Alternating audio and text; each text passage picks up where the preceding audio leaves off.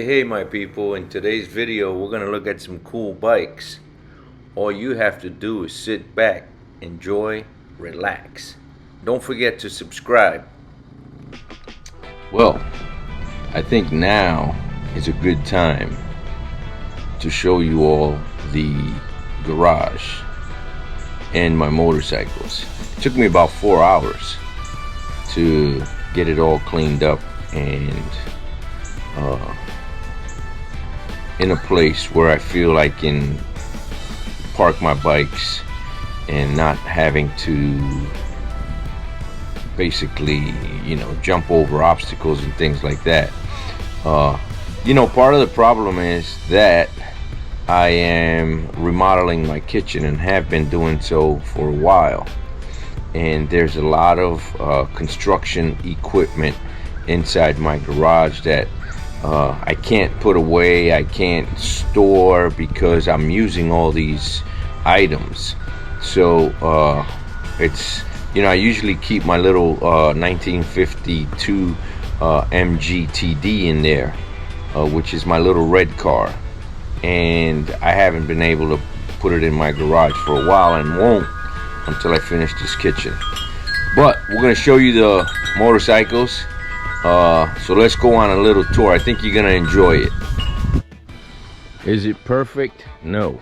Is there a little mess? Still. But we're getting there. So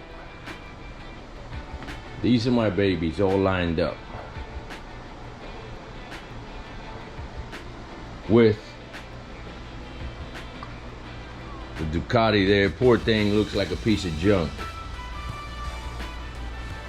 And that one there you can barely see because I don't use it. Well, that, my friends, is a 1978 Honda Hawk Honda Matic. It's my first motorcycle ever. That one is not my first motorcycle, but I recently found that, well, not recently, I found that bike here in Virginia probably about 4 years ago. It was about an hour and a half away from my house. I went and I purchased it. It did not start. I got it started, got it running, used it a few times, and I parked it. So let's start with the 2008 Bmw K1200 GT. It is the fastest bike of the bunch. It's the fastest bike in the garage. It's actually the fastest bike I've ever owned. This is a sport touring motorcycle. Open the garage door up, get a little more light in here.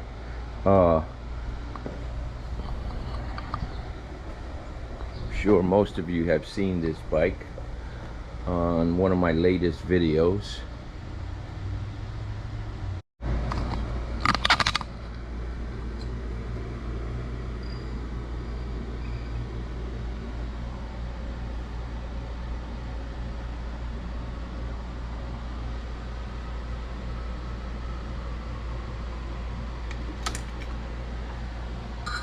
Thing's a bullet.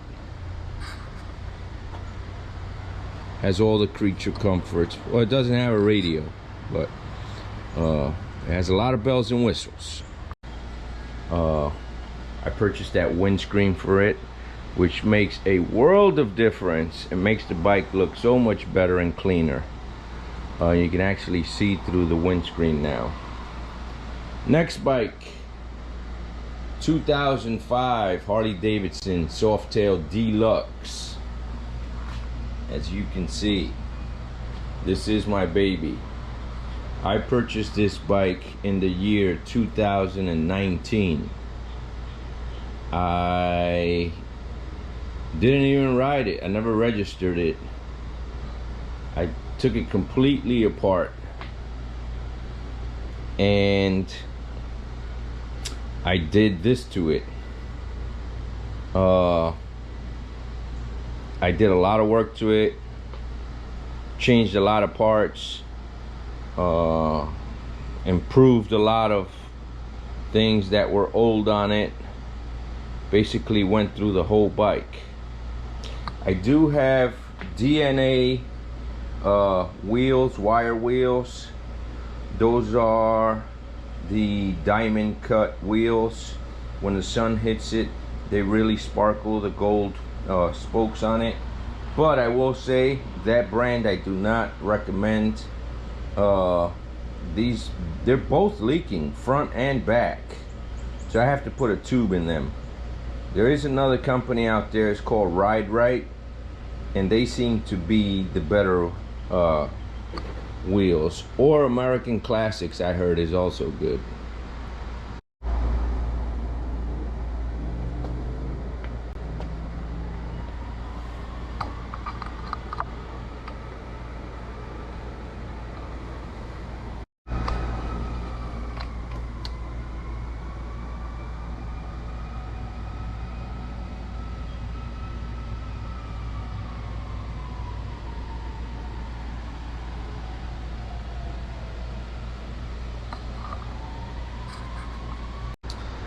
So this is my 2005.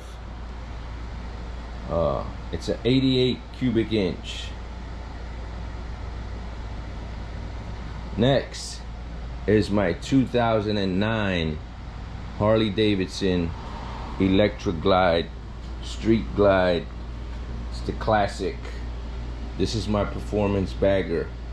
Has a bunch of work done to the engine. It has T-man pistons, heads,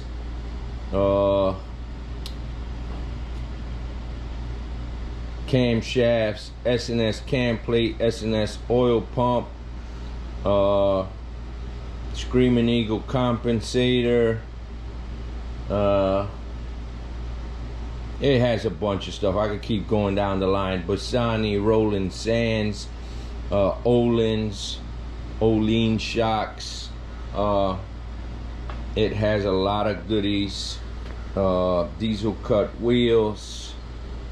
It has a Sony XAV 7000 double din stereo.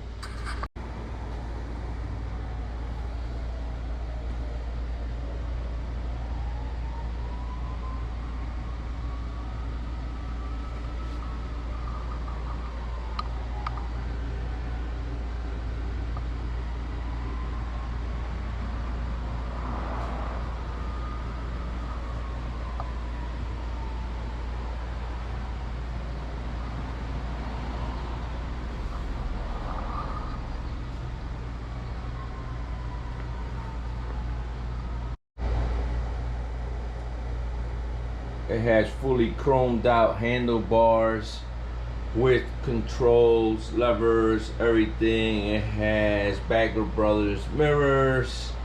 It has the works. It has Rockford Fosgate 6.5 speakers. Yeah. I'm not sure if you can see the paint, but the paint is a lot of metal flake in there, a lot of gold metal flake. So this is a 2005. It has a 200 rear wheel. There's the Vikla from behind with the 42-inch fishtails, the V-bar signal, the custom craft signal lenses, the tombstone tail light with the custom dynamics LED, and it also has the flasher. Both Harleys have the flasher. It has a Mustang seat, which is comfortable.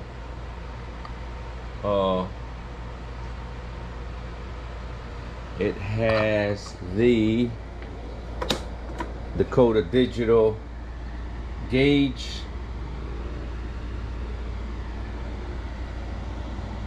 with a lot of functions. 14-inch bars, again all chrome, everything chrome. Same here, everything is chrome mirrors.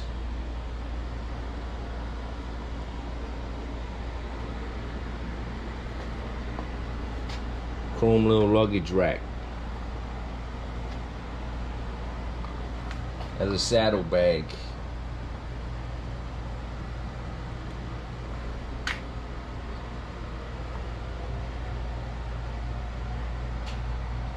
This one has a diamond cut engine that I did. Bassani Road Rage exhaust.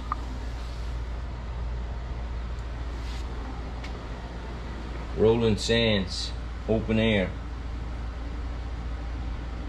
Rolling Sands Clarity engine covers, cam plate, transmission, and primary. You see the Oleans, reservoir shocks. Does make a difference. You can see the Custom Dynamics taillight plate, which got rid of the lollipop turn signals, the big old turn signals, and I have these turn signals instead. And it has that tip.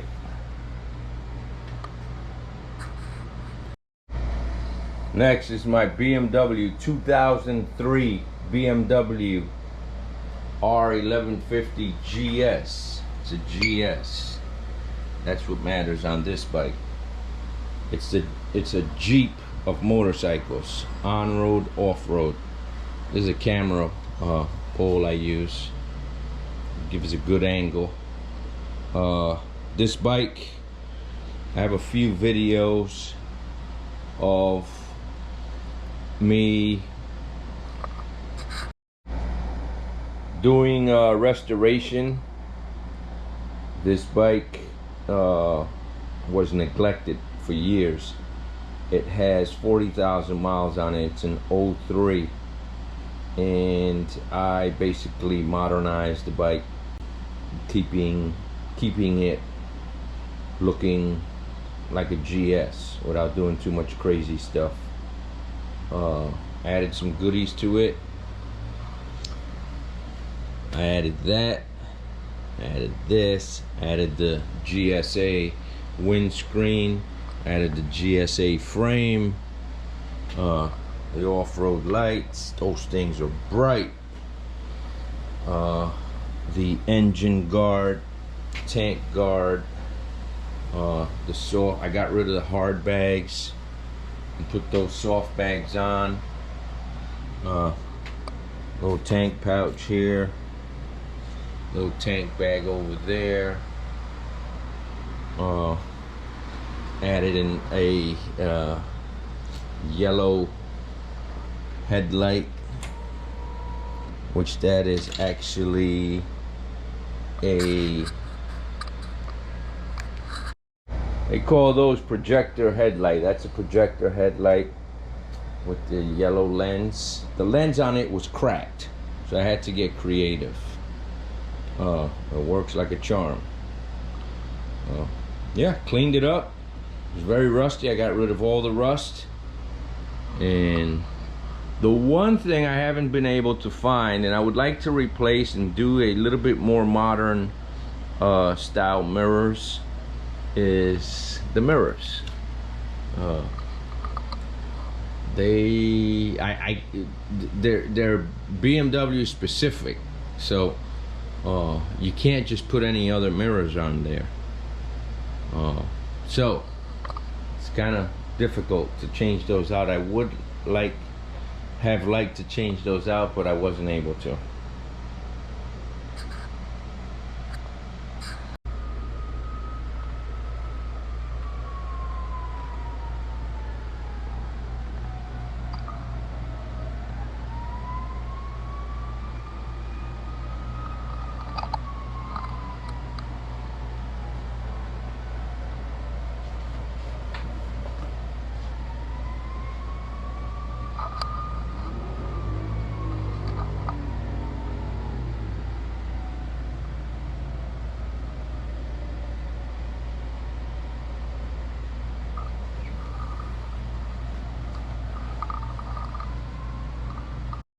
Next we have my 1992 Kawasaki Ninja ZX11. The 1100 engine, 145 horsepower, where the BMW, the first bike I showed you, is about 155. So this bike that you're looking at here in 1992 was the king of speed. There was no Hayabusa, there was no Honda Blackbird. This was the fastest bike, production motorcycle in the world. Yeah, so I just looked it up. It was 176 miles per hour. It was top speed on that thing. It was the fastest production motorcycle for 4 years running. There was nothing else that could beat it.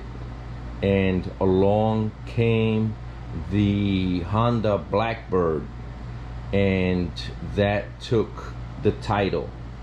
That was in 1100, and that took the title for a very short while. I think it was months, not years, because Suzuki Hayabusa came into play, and they claimed to go 200 miles per hour. And then came the gentleman's agreement. For those of you that don't know, it's basically where the manufacturers, mostly Japanese manufacturers, agreed to stop the speed race. In other words, top speed race. Before the governments of all the countries got involved and put limits, they figured they would do it themselves. So I believe they made the limit 186 miles per hour. And after that, all motorcycles would have a governor which would not let them go above that. But the Hayabusa was a 200 mile per hour motorcycle. Well, I stand corrected. The Hayabusa is between 186 and 190 miles per hour. There were guys, I met a guy who said he hit 200 miles per hour on his Hayabusa. And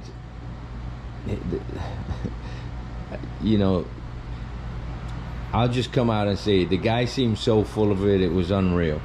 I just kind of walked away from him. He was so FOS. But anyway, the word was that they could go 200 miles per hour, and that was part of what made the gentleman's agreement come to fruition, if you will, for them to get together, because the race was real. But I did a quick search on the internet, and everything that comes up is between 186 and 190 miles per hour. So know that first generation Hayabusa, according to this, I don't want you guys all getting mad, top speed was 190. Now I'm sure if you added an exhaust and did some other things to it, you can get it. But production, stock bike, which this bike is not stock. But anyway, so this motorcycle here has a 4-inch extended swing arm. It has a custom paint, as you can see. It has a custom seat. The wheels are factory. They are polished. This bike was a black on black motorcycle. It was what I would call in the auto world triple black. The seat was black, the frame was black, the body was black. Everything was black, including the exhaust.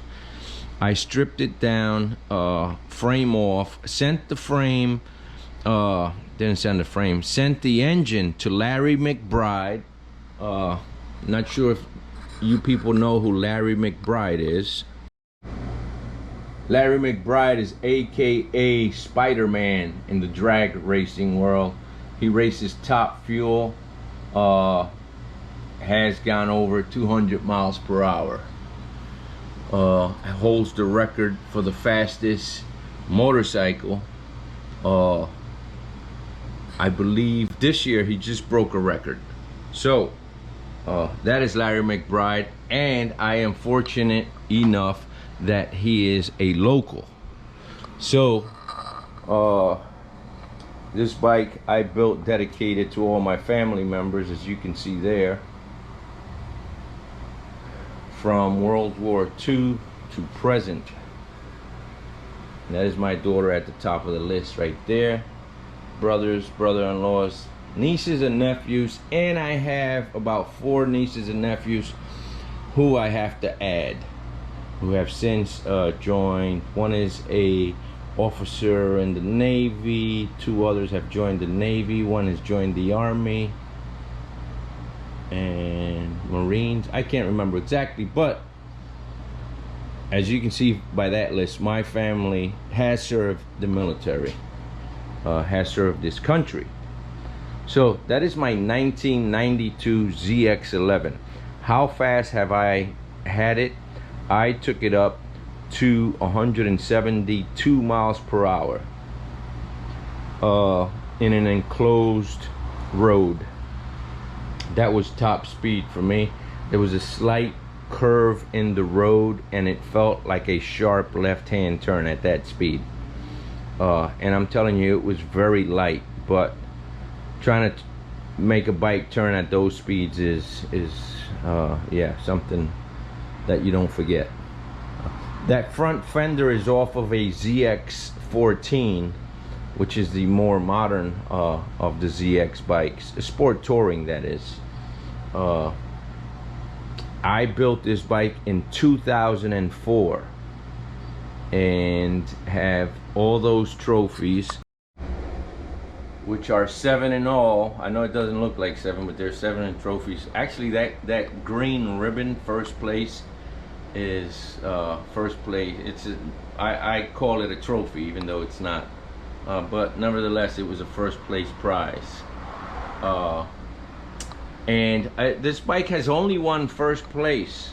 It won Best Custom and Best Sport Bike at the Geico motorcycle show, as well as a few others.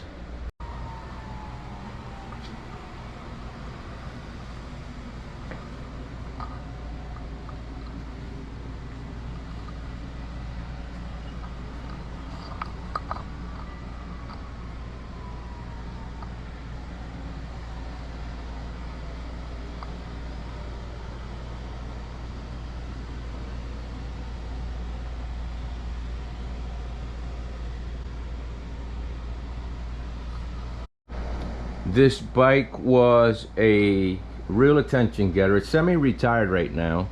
I have the carburetors drained so I don't start it. The battery's completely dead. It just sits because she's beautiful, and that's her job, is to just sit there looking pretty. She served me well. This bike has been to New York City, it has been to Key West, it has been to Ocean City, Maryland Bike Week. It has been to Daytona Beach Bike Week. This bike has been around. Has been to Florida various times, New York City, Washington DC. It has been, yeah, like I said, it has been around, and it always served me well. And again, it was an attention getter. Anytime I parked this bike, and I could be with some really nice bikes, and it always drew a crowd. Now I will say, with all my motorcycles, and I am the kind of guy, I think you can all tell, that likes to take my motorcycles apart and reconstruct them, right? Restore them, make them better. I have taken this bike apart completely. It has new wheel bearings, brake lines. Right now it's dusty, I understand that. For those of you who are looking at it and saying, wow, it's not. I've done a lot of work to this bike. The seat is new, the paint, the wheels, everything, right? So my point is, so I have taken more than a few bikes apart, and you do all this work. You start in, like, let's say November, and you dump all this money into them, and you think that you're gonna go to Daytona, which is in March, and you're gonna be the hit of the show, and you get there and you have an average looking motorcycle. Because if you spent $10,000, somebody else spent $50,000. It's just the way it is. And in all honesty, it's a humbling experience where it's a learning experience as well, where you learn it doesn't really matter, you know, how much money and effort you put into it. There's always something bigger and better out there. And even for the guys that spend $50,000, there's somebody who built a whole motorcycle from scratch, who's gonna be the hit of the show, and there's something better than that. So it's the way I see it anyway. So I enjoy doing what I do, but I don't ever think that I'm gonna be the best of anything. I just do it for myself. Once you learn that, it saves you a lot of heartache if you think you're gonna be the best of whatever. I went through it. I had dreams of being the hit of the show, and it didn't happen, but I learned quickly.